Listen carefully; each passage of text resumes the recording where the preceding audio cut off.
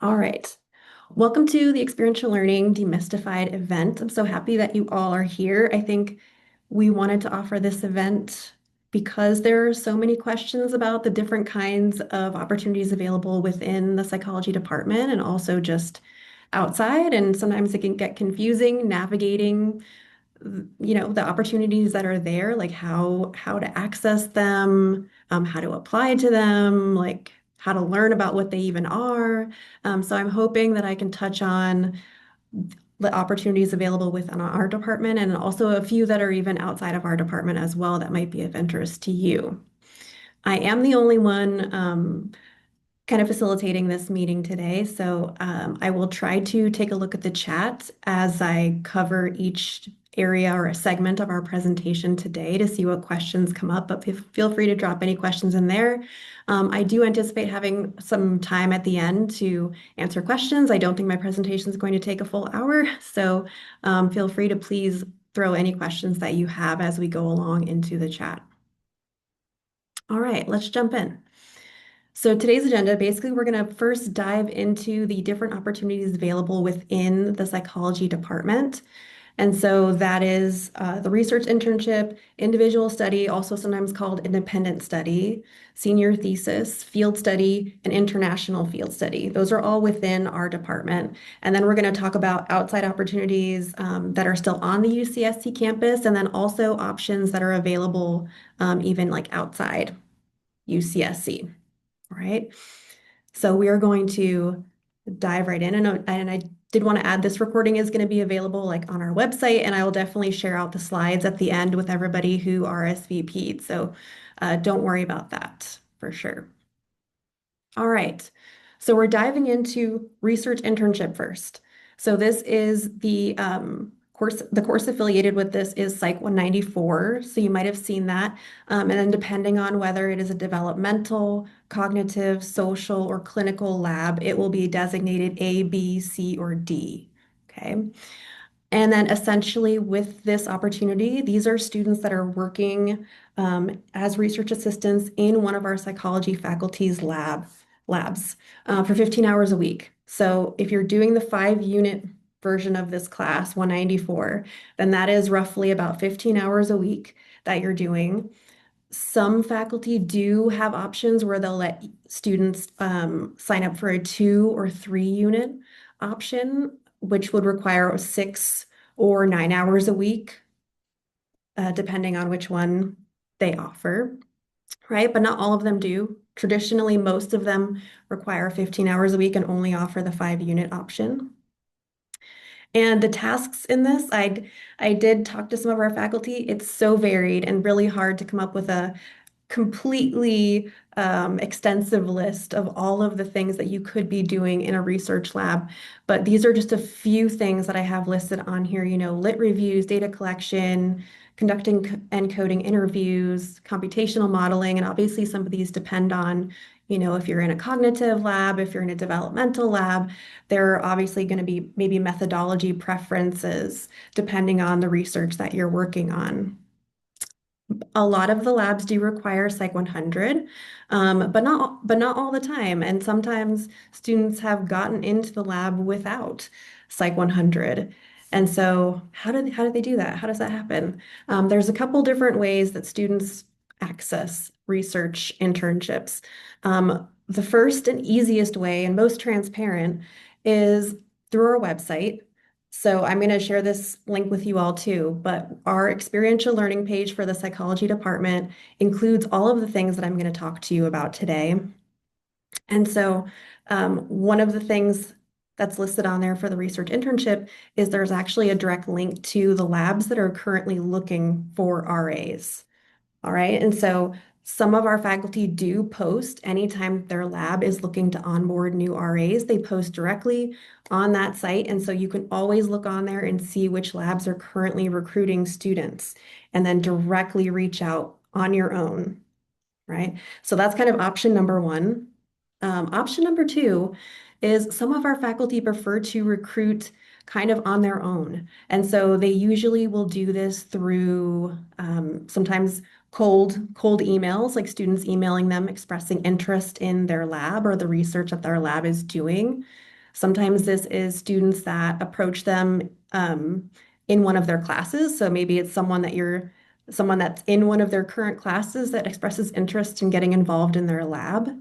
Sometimes it's a student who expresses interest to the TA of a course, right? So there's all these different opportunities for them to kind of recruit outside of just like posting on our website. So a lot of faculty do kind of use those options too to kind of use their own network to kind of find students to join their labs. So I always encourage students make the most of the time that you have with our faculty. So go to their office hours. Office hours don't have to be like you're struggling in a class all the time. It could be like you're really interested in like a research question that came up in class or a certain topic, or you just want to talk to them about their lab because you read about it and you're really interested, right? So it's something like that. So take advantage of that time. Right, letting the TA know that you're really interested in research. Sometimes they are the first people to know when a lab is going to be onboarding new students, right? So definitely make it be known that you're super interested in research. It's one of the best ways to kind of find out about research even before it's posted on our website. And then also, I think a lot of students have had success meeting our faculty through department events. And so, for example, every fall we host the Faculty Advising Fair. And usually it's been right out here on the social sciences lawn area. And all the faculty are kind of set up with their little tables, and students can kind of go around and just chat with them about like what their lab is working on and how to get into their lab and when they think they'll be looking for new people to join their lab, things like that. And so I think there's no one consensus from all our faculty, but generally, I think regardless of where you're at in your college career, if you're really interested in research, then the sooner you can get into a research lab, the better. I think most of the faculty expressed that like the longer you're in a research lab, the more opportunity you're going to get to participate in different components of that, right? So, that you're actually not just like experiencing the maybe literature reviews, but you get to also do the coding interviews and things like that, right? Or collect the data yourself. And it gives you more opportunity to do that. And so even if you haven't completed Psych 100 yet, it's still worth expressing interest in being a part of their research. Because, even if you're going to meet them at a department event and you haven't done Psych 100 yet, right?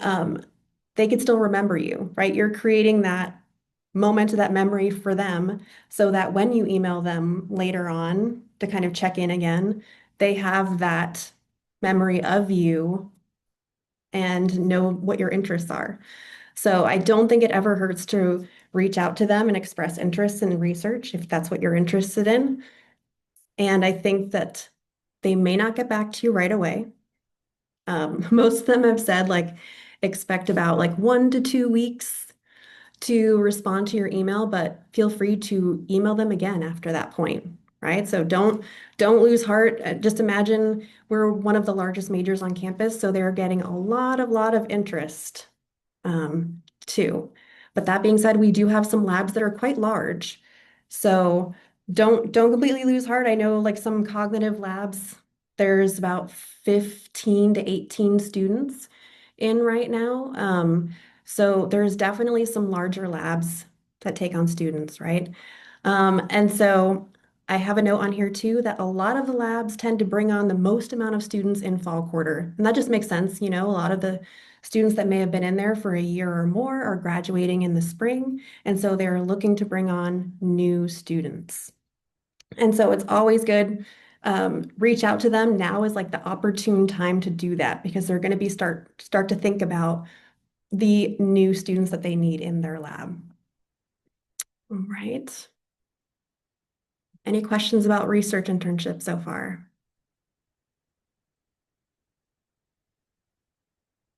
I don't see anything, so I'm going to jump forward, but feel free, drop your questions in the chat if you have them. Okay, individual studies. So this is Psych 199. This is a little bit of a nuanced option. So I will say generally, really generally, this is usually when students are focused on, I have consuming and synthesizing existing knowledge related to psychology, right? And they want to pursue their own individual course of study. And so generally, this is usually a really short-term thing, about a quarter. And there's kind of I have two scenarios on here that normally happen. So one, which I don't see super often, is like you have an idea for something that you want to learn, really specific, related to psychology that maybe it's not covered in one of our courses, or maybe it's somewhere in between an undergrad and grad kind of a level topic, but something that you're super interested in. And you have to be someone who is really good at like kind of setting up a schedule for yourself, working independently, things like that, because it is really a lot of self-direction through your learning. And so basically, you're kind of like designing your own course, right? So you're coming up with like, these are the research articles I'm going to read. This is the paper I'm going to produce, or I'm going to like um, give a presentation or whatever it is. But it's a lot of like self-design going into that. Of course, there is definitely the component where you're talking to a faculty advisor and you're kind of maybe adjusting that a little bit, given their advice, right? But that's kind of scenario one. Scenario two is generally like a student is already in a research lab. So one of the research internship we talked about. And maybe they want to do something that isn't like a typical assignment for a research internship. Maybe it goes beyond what a research internship would normally include. But it's related still to the work in some way, or maybe it takes it a step further, but doesn't typically involve data collection, right? So maybe it's kind of exploring something. If there is any data involved, it's really like low level, like a pilot study or something. So that's kind of like individual studies. And so, as you might guess, these aren't super common. Um, just so you all know, I kind of facilitate the enrollment in all of these independent courses, research, individual studies, field study. And so I can just tell you right now, like on average, there's about 2 to 4 students doing individual studies each quarter. So it's a very low number. Okay. Um, but how students do this is generally they're approaching a faculty member with a proposal for what they want to do, right? If you're already in a lab and you're looking to do that kind of extra work, then you're talking to the PI, the primary investigator in your lab. So that's usually the faculty member. And then the final component is kind of deciding how much work you're going to be doing each week, whether you're going to be doing 6, 9, or 15 hours of work each week, and that will, correlate with the number of units that you're enrolled in. You'll also iron out like exactly what you're going to be turning in at the end of your individual studies course, and how often you'll be meeting with the faculty advisor, right? So that's kind of individual studies in a nutshell. It's a very nuanced thing, and I think different faculty use it in various ways, but I always commonly see like scenario one and two are the most common ways that I've seen it used. I think we have one person with their hand raised. Do you want to ask your question, Hi. Willow? Yes, I was curious about approaching a psychology professor and asking them to, potentially oversee this. Would it have to be like if I was studying social or something that's a little bit more social, would it have to be a social psychology professor, or could it be cognitive or developmental? Like how strict, I guess, would that be? I would say most faculty that I've talked to, and I'm going to go more into this kind of when I dive into the thesis component, but most faculty are going to say yes when the research question or project that you have in mind is aligned with their research interests. And so I think if you do have a question and it really is more of kind of fits well in like a certain area, whether that's developmental, cognitive, social, clinical, that it's kind of in your best interest to approach someone that's within that area that you already have like a connection with. Either maybe you've taken a course with them, or you visited their office hours, some kind of connection there. But yeah, I think it is better to approach someone with similar research interests. All right. So taking it a step further now. So now we're diving into senior thesis. I know I hear a lot of students like when they get to their senior year, they're thinking like, oh, what's a thesis? Should I do one? Do I need to do one for grad school? Um, senior thesis can take up to 3 quarters, and that's the normal time that it takes. Students usually take a full 3 quarters, because if you think about it, you're collecting you're reading different empirical research articles, so you're collecting all that research. You're meeting with a faculty advisor to kind of develop and craft a research question or questions. You're writing a lit review. You're designing and carrying out your study, all of these things, and then writing everything up and revising it. So it can take quite some time. The faculty advisors that these students work with assist them in all of these things. And so it's not like you're on your own completely doing all of these things. So they definitely will help all of the, especially like the research development component. So thinking about how to like structure your study design, how like what specific research questions you want to address, and also specifically like helping you submit your IRB, the research board application, right before you actually start any kind of research or data collection. They'll help you with that. And then pretty much once that's starting, they're kind of assisting like with anything, any questions that come up along the way, giving you feedback when you do drafts of your paper. And they'll all obviously also be like meeting with you regularly throughout this process so that you have a chance to check in with them, and they can support you in any additional ways. Again, so as I was saying, to our previous question, is a lot of times, most of the time, faculty are only going to sponsor a thesis for someone that's been in their lab, so that has done a research internship in their lab, that has a proven history of excellent work. Okay, just because there is so much that goes into a senior thesis. So you all know, since I'm sharing numbers, there are more students that do a senior thesis than individual study. Currently, right now, or this year, there's been about 12 students. So that's the whole year. So I guess maybe it's even with individual studies since it's 12. Um, so there's about 12 students on average, I think per year, 12 to 15 per year that complete a thesis. And as I said, so you want to find someone who has similar research interests. And also, depending on the research question that you're asking, right? And maybe the things that you're thinking about doing for your research plan, they might also have preferred methodologies, the different faculty, right? Like some of them are okay with mixed methods, some of them prefer qualitative. So it really is going to depend on a multitude of things. And so it is a little bit nuanced when you want to approach them with your potential question. So if you are interested in pursuing a thesis, like let's say you're already in a lab and you have a question that maybe is like adjacent to the work that you're doing, um, and you're interested in pursuing a thesis, then I would say your next step would be approaching the faculty advisor for your lab and or expressing that interest. Most of the faculty told me that they want research that's going to build on the research that's already happening in their lab, right? So they don't want something completely out in left field, but it could be something that even like maybe it's a question that some of the grad student that's working in the lab has, but they haven't been able to get to, or something that the faculty member is really interested in but hasn't been able to get to, right? Or just taking that this work that's already been done like a step further. So it's not, like I said, it's not normally something that's completely unrelated. There's usually a connection to the work that's already being done in the lab. And just anecdotally, as someone who processes the thesis applications, I have not ever seen someone start a thesis that hadn't already been involved in a research internship.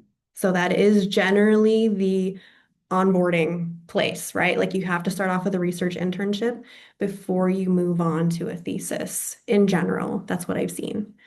We have a question. Ross, do you want to unmute? Um, do research assistants work during the summer? That depends. Good question. That depends on the lab. For a lot of labs, the summer can be more of a quiet time where there's not a lot of work happening. That is sometimes because a lot of our faculty use the summer as a time to catch up on writing, research articles and things like that. So they get a little bit quieter over the summer. There are sometimes a few students that kind of keep things going over the summer, but in general, I think it's much less than the traditional quarters throughout the year. All right. So I hope I covered everything with the senior thesis. If anyone has questions, feel free to drop in the chat. I also threw in here some examples of some of the recent theses titles that have come through. So if you want to take a look at these too, you can. And by the way, if a student ever wants to read a thesis, we do keep old theses on file with the department. We have them all. And so if you ever are like curious about doing a thesis and you would like to take a look at one, you could definitely always come to psych advising and ask about, looking through the directory of the theses that we have. And a lot of the more recent ones within the last 5 years are all online, so those are really easy for us to provide access to. All right, field study. So for those of you that don't know, I am the field study director, so this is kind of my area of expertise here. I'm not going to go too deep into field study because there are field study specific info sessions next week where we will take a deep dive into field study and how to decide if it's the right time for you to do field study, all of the things, the application, um, what happens after you get admitted to field study, all of those kind of things. But I'm going to give you guys a general idea of field study and how it works. And so essentially it is a internship program. So all the students that are admitted into field study enroll in Psych 193. They do 5 units of work, and that includes time that they work at their internship site, which most of them are off campus, and the time that they are working on an academic project or projects. And so usually our faculty will have some kind of academic component where the students are able to kind of combine their psychology knowledge with the work that they're doing at their site, or more like link them, I should say. Link that knowledge and the work that they're doing. And they also might do journals and things like that. So there is a kind of those two different things. There's internship and there's academic work that's happening. We are really strict on the Psych 100, so you do have to have Psych 100 completed at the time you're applying. But that's just something to think about. Just know, like, once you have a completed grade, the C or better or P or better, you are now eligible to apply for field study.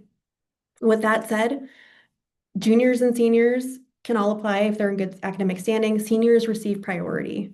So we just want to make sure that everybody who really wants this experience has a shot at it. And so the people that are closest to graduation, we want to make sure that they have had an opportunity to participate in field study if that's something that they're interested in. And essentially, so how to participate, you attend an info session and you don't have to attend it multiple times necessarily. The attendance at an info session is valid for 3 quarters. So like, let's say you sign up for an info session next week, but you're thinking you're not sure when you want to apply to field study. Maybe you want to wait and apply in fall or next winter. Totally fine. Your spring attendance would be valid through winter of 2027. Okay. So just know that if you have time now and you want to like come to an info session next week, that's totally fine. And as far as the next steps, students that after they attend an info session decide that it's the right time for them to apply, that they're interested in being part of the next cohorts, complete a field study application, and then admitted students apply to sites of interest. So once students are admitted to the program, they get a list of all of the internships available and usually choose about 3 to 4 to apply to. Okay. And kind of go through the steps with them, doing interviews and everything like that. Field study does run every quarter. Like research, we are a little bit quieter in summer, usually because, a lot of students tend to not stay on campus, not stay in Santa Cruz in summer. So we just usually have less students interested in being part of it in the summer. And also some of our organizations also use summer as a time to kind of participate in professional development with the staff that they have and kind of catch up, start new projects, things like that, right? And so if you are interested in field study, you want to apply the quarter before you would start. So like, let's say you're interested in starting in winter, then you would be applying in fall. The exception to that is spring quarter. For students applying in spring quarter, you apply first in spring quarter, I should say. I take applicants for that are starting in summer and students that are starting in fall. So I don't onboard any new students during the summer term. Everybody gets onboarded in spring, if that makes sense. So like by the end of spring, like people would know if they got into the summer cohort or the fall cohort. And it is a 2-quarter commitment. So for example, students that start in summer continue through fall, students that start in fall continue through winter. If you are not a senior, I would say the best times to apply would be in winter or spring quarter, just because those are usually contain like less seniors applying. So I usually get a lot of seniors applying in fall, as you might imagine, to be part of the last like cohort opportunity for winter spring. Okay. So yeah, so if you're a junior, the best time to apply is winter and spring. And I did see a question. If you do field study in summer, does it still have to be a 2-quarter internship? Yes. So I think I just addressed that. So yes, if you're doing field study in summer, you're continuing through fall. All right, so that's field study in a nutshell there. I don't see any other questions, so I'm going to press on. Then we have international field study. So this is Psych 193I. This is a 10-unit course. This only takes place in summertime. So think of it as a kind of intensive field study experience because in the traditional field study program, students are only logging 10 hours a week at their site. So roughly you're doing 100 hours each quarter, right? In international field study, students are doing 25 hours a week at their internship site over 8 weeks. So they're abroad somewhere for 8 weeks. And then the last 2 weeks of the course, they are operating remotely. So for most of the students, that means they're coming back to Santa Cruz or wherever, they are for the summer, and they're finishing out any like last minute academic work that's due for the course. But for those 8 weeks, students are abroad and working in an internship that's related to psychology or cognitive science. For the last 2 years, we've had students in Dublin, Ireland, and Cape Town, South Africa. So the locations can change year to year, but that's where we've sent students the last couple years. And I think it's been a really great experience for the students that have gone. It is a limited capacity program, so we are capped at 40 students. So it's generally first come, first served. Whoever applies and meets the eligibility requirements gets the spots. Okay. So we are full for the upcoming summer already.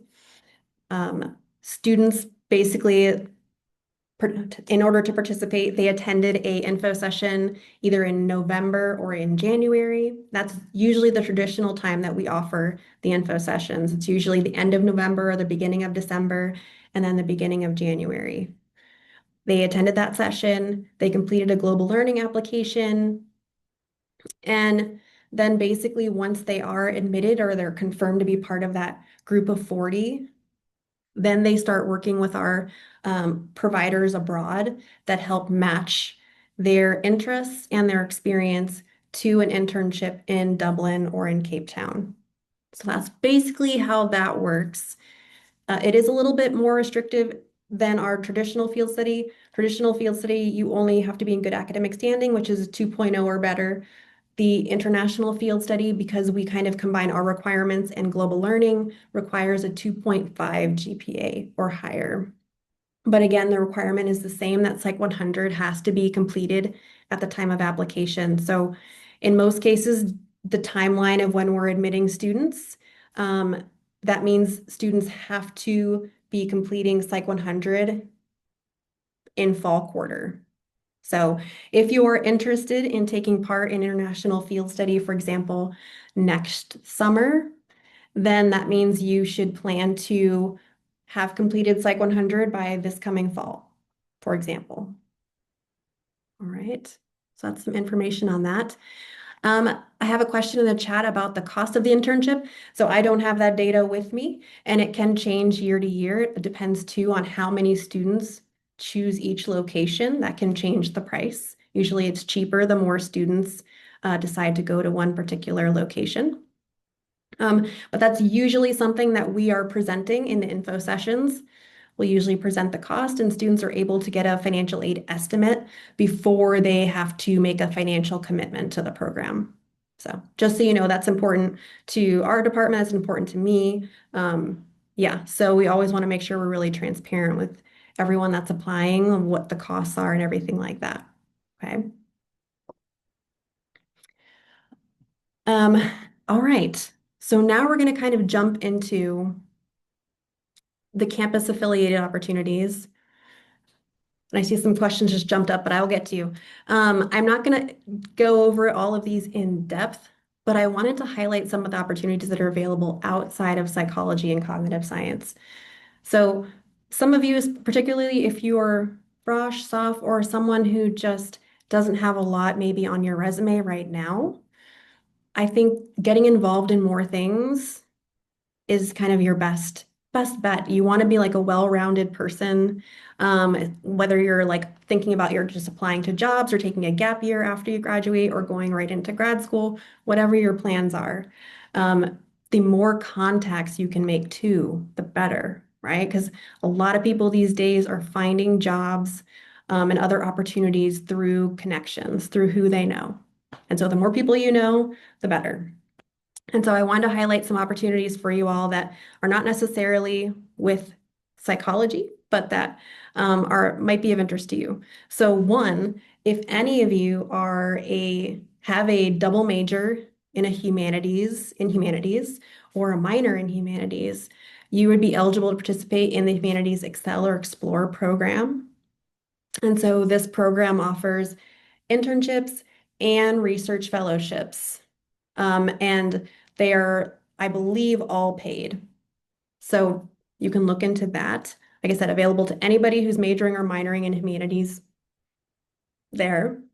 If you are looking for just general kind of mentorship, leadership, work experience, the Chancellor's Undergraduate Internship Program is great. It's all stuff on campus. So different offices on campus can kind of submit jobs, and they all have to have like leadership components and things. So they're not just supposed to be like giving you random like office jobs. It is supposed to be something that's supposed to help your professional development. And students do also take like a seminar concurrently and get mentoring from a staff member. So and receive a stipend, most important of all, get paid. The Chancellor's Undergraduate Internship Program, usually I think their onboarding already happens. So what happens is they start advertising and onboarding in January. So they start advertising placements, students apply, and then the positions actually start the following academic year. So for those of you that are still planning, they still have a couple more years here at UCSC, this could be something that you look into for next academic year to apply and participate in the following year, right? So it's a little bit different that way. So it's a year-long thing. There's also the Everett program. So if y'all haven't heard of this, it starts out with just SOCI 30A. So if you want to kind of get a taste for what it is, but it's students get to work with nonprofits and kind of approach different things with technology, social justice, environmental sustainability, different things. And so it starts off with like a GE, SOCI 30A, and students can decide if they want to progress on to pursuing those different projects and being part of that work. So that's an option. Really popular course, Designing Your Life, Cal 140. So this is an option too, if you're wanting kind of help to figure out exactly what you want to do after graduation. This class is really great. It really does a good job of helping you kind of map out what your goals are and also get you started on that way. I think you have to do a couple informational interviews with people in career paths that you're interested in as part of your assignments. So I think it's a really good idea if you are someone who's still trying to figure things out, sign up for Cal 140. I know it's going to be offered this summer. I haven't looked to see if it's going to be offered over fall, but I know in summer it is going to be an online course. So something to look into. If you're somebody who's a little outdoorsy and or maybe you have like intersecting interests in psychology and like environmental kind of policy, right? Social justice kind of things, you can, and you don't mind camping, you can look into the natural history field quarter. So this always happens in spring quarter. It's through the ENVS department, so environmental sciences. But students basically like up to camp. I think it's all a quarter, and it's kind of a lump thing. You are part of the field quarter and you enroll in like I think it's like 15 units, and all of those things can be accomplished through the field work that you're doing. So I think that's a really cool experience too. If you're interested at all in environmental issues, I think that could be a really great experience. Global learning, I know we talked about international field study, but you don't necessarily have to do the internship. There are a lot. There's over 250 courses that have already been pre-approved to count for psychology or cognitive science. And we have that list. It's public on our website. So you can always go on there and see like, hey, and I'm thinking about studying abroad. What courses can I take, or what programs already have courses that are approved that would count towards my major? That's kind of a good way to figure out where to go. I know a lot of students are interested in global learning but don't know how to narrow it down. Looking at our list can help because you can see what programs already have options for you. Then there's Transforming Futures. This one is awesome. It's a summer program. The caveat is that students have to come in with their own internship already lined up, but as long as it's a full-time internship, you can get a stipend. I think it's up to $8,000 for that internship. I am not sure if the application's still open, but generally the application opens in mid to late winter quarter. Okay. And closes either the beginning of spring, somewhere in there. But that's an option too. If you have like your own kind of thing lined up that you're currently doing for free, but maybe you'd like to get paid this summer, that's an option. If you're someone who's interested in tech, so a lot of our cog sci students are choosing to do, right, the IE courses related to AI and HCI. A lot of our cognitive science students I'm seeing, well, not everyone, right, but some of them that are really interested in it, I've seen them in the Tech for Good lab. And this is David Lee's lab in CMPM. They have several of our students in that lab right now, but they do a lot of great work looking into, how to kind of use our technology for non-nefarious purposes and things like that in the lab. So I think the students that I've talked to that have been part of it have really enjoyed that experience. So I totally encourage you to look that up if you're interested. Obviously, like the things that I'm talking about right now are not necessarily going to provide you with credit in your major, but as you all know, you need 180 units to graduate. And so the units that you're doing for psych are generally not going to fill 180 units. So that gives you freedom to kind of test drive some of these other opportunities that might not be directly fitting to your major, but may just be something that you're interested in and may lead you on another path, right? So I think the more experiences you have under your belt before you graduate, the better. And then finally, Cultivamos Excelencia has their Research Scholars Program.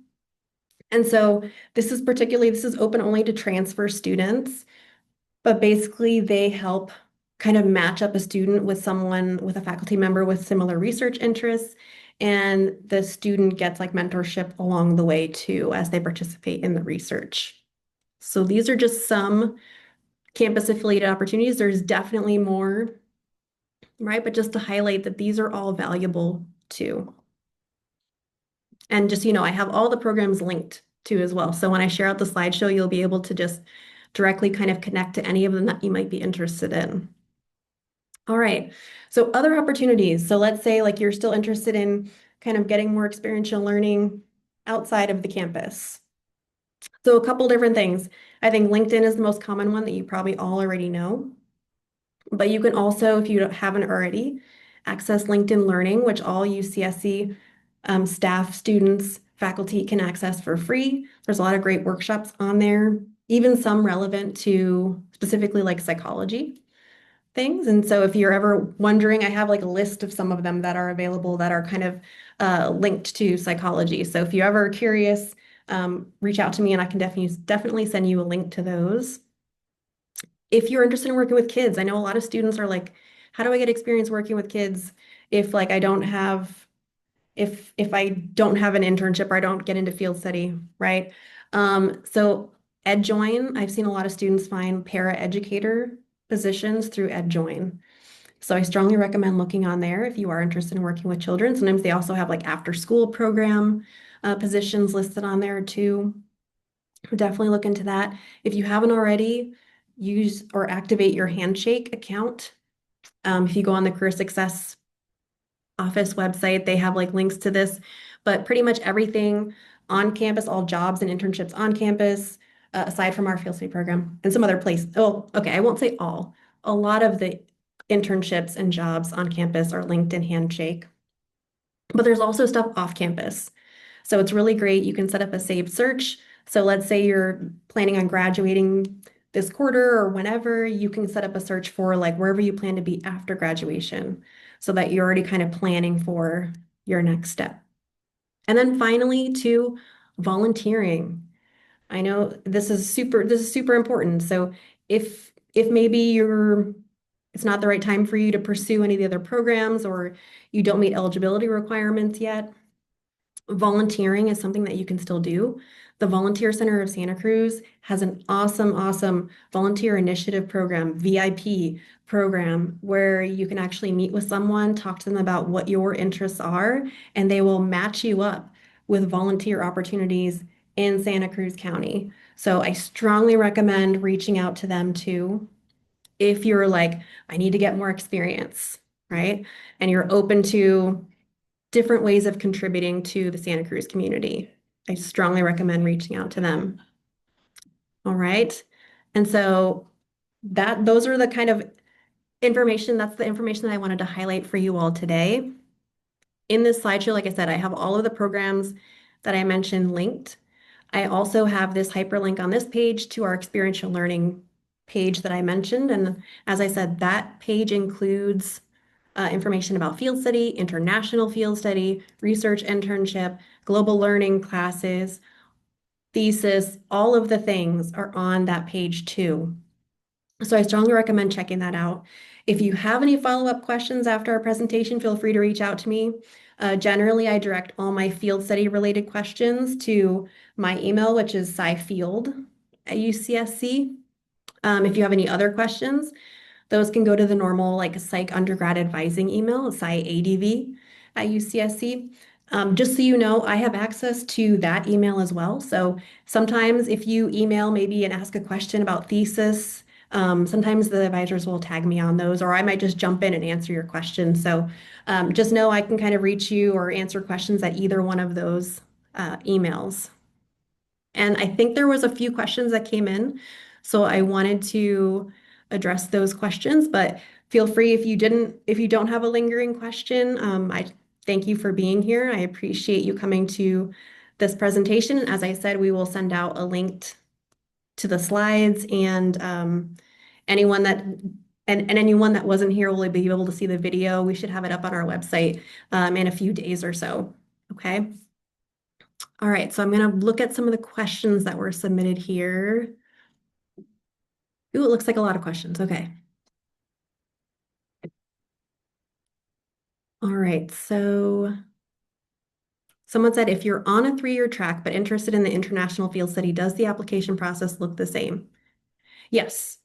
So you would still need to meet the requirements of the program. So you'd still have to have that GPA, the 2.5 GPA. You still have to have Psych 100 completed by the fall before the summer you're applying for, all of those things.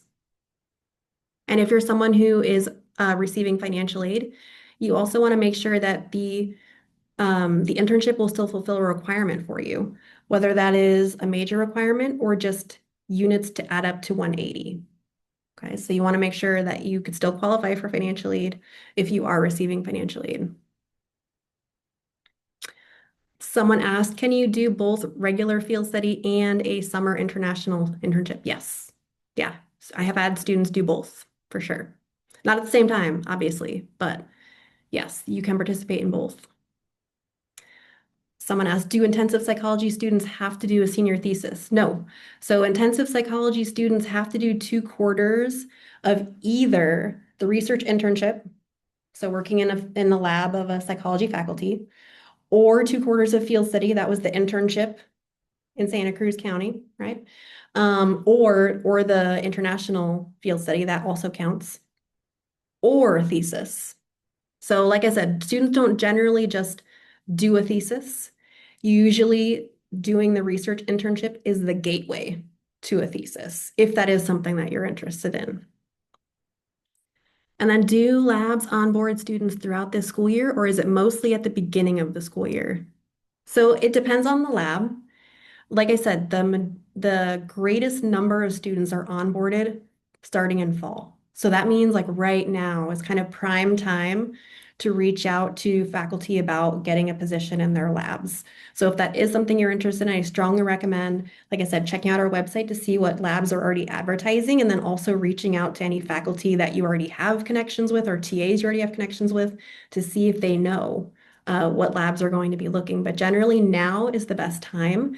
That said, people graduate early, or they have maybe their project was more limited, so maybe they just participate in research for 2 quarters and then they're done. And so a lab might need to fill that spot during the quarter.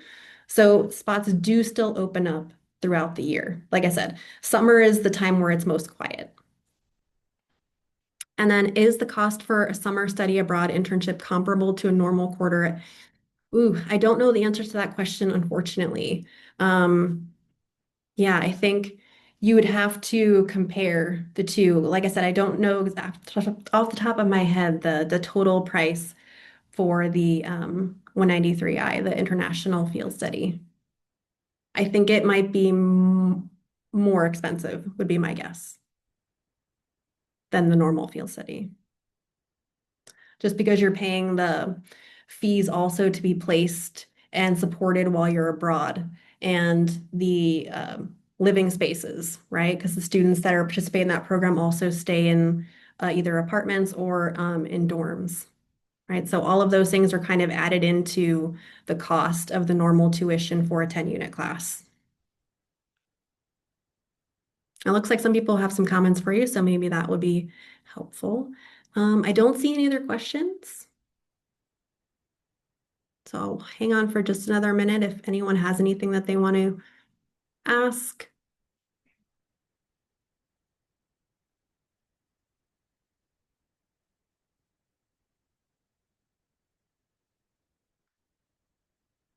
All right. All right. It sounds like everyone's okay. If you think of any other questions, feel free, like I said, reach out to me at SciField or SciADV. I'm happy to answer any questions about field study or any of these opportunities that we discussed today. And I will send out the slides. You should have them for me by tomorrow. All right. Thank you all.